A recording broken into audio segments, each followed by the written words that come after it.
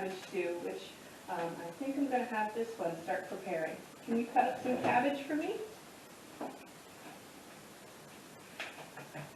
Seasonally, this is a good time for cabbage. It's also a good time for making things with apples. So we've dried some schnitz.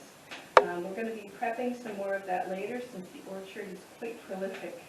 The smokehouse is running, and we're just using up the last of the cheese we have from the last smokehouse.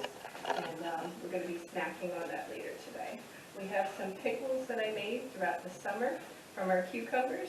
And this is one of the kids' favorite recipes. Okay. Liam, we could use some carrots. Would you mind running out to the garden to pull some more? Thank you, son.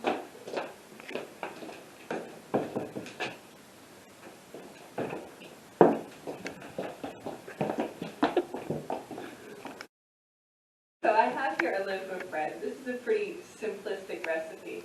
I've been experimenting with this because yeast has been a mystery for me researching it.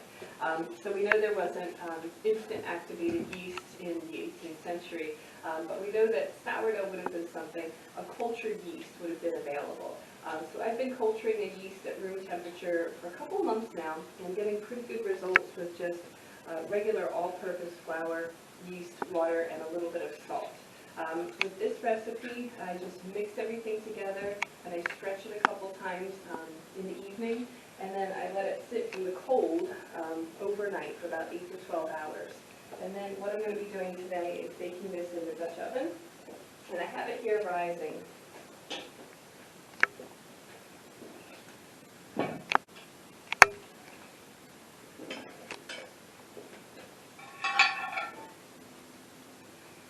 So as I said, instant activated yeast is not something that has been available, but having that cultured yeast sitting in a crock and adding to it every couple of days, feeding it with a little bit of flour and a little bit of water would have been the prevalent way to make bread.